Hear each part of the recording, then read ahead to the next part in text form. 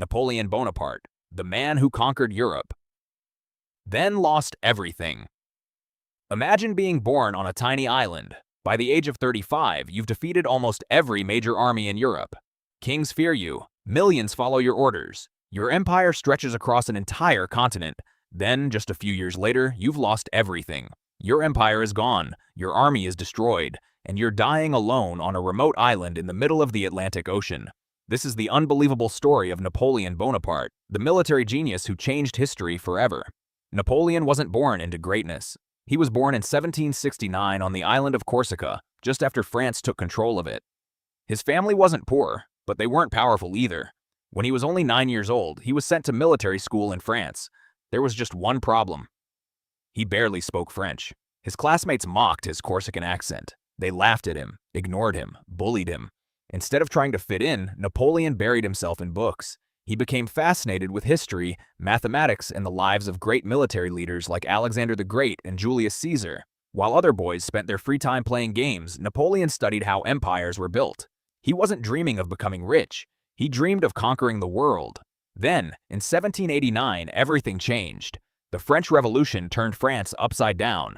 The king lost power. Chaos spread across the country. Most military officers came from noble families, and many of them fled France during the revolution. Suddenly, there were opportunities everywhere. Napoleon seized his chance. At just 24 years old, he played a key role in capturing the city of Toulon from British forces. His brilliant strategy amazed his superiors. Almost overnight, he became one of France's youngest generals.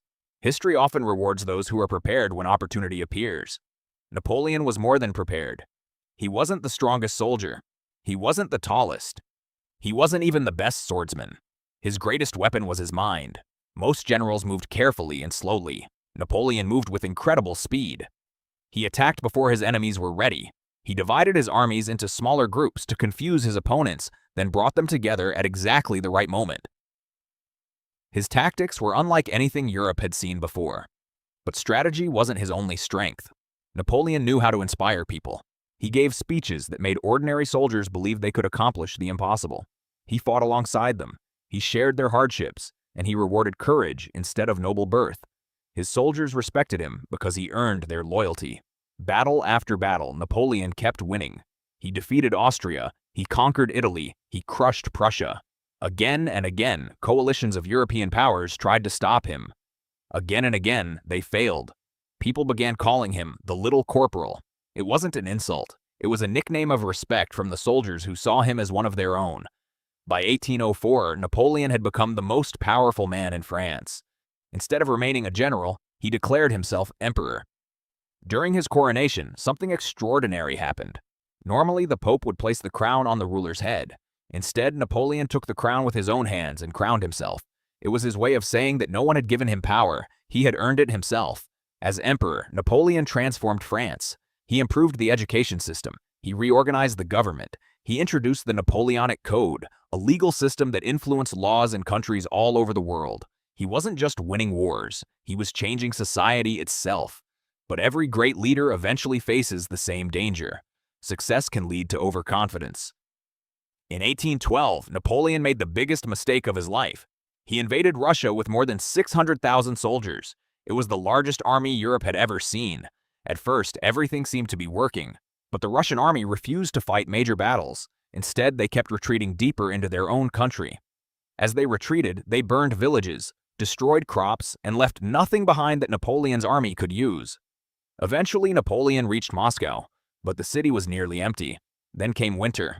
Temperatures dropped far below freezing. Food became impossible to find. Horses died from exhaustion and hunger. Thousands of soldiers froze to death. Disease spread rapidly. Every day, more men disappeared. When Napoleon finally retreated from Russia, only a small fraction of his original army survived. One disastrous campaign destroyed years of victories. The rest of Europe saw their chance. The great powers united against him. Napoleon began losing battle after battle. Eventually, he was forced to give up his throne. He was sent into exile on the island of Elba. Most PB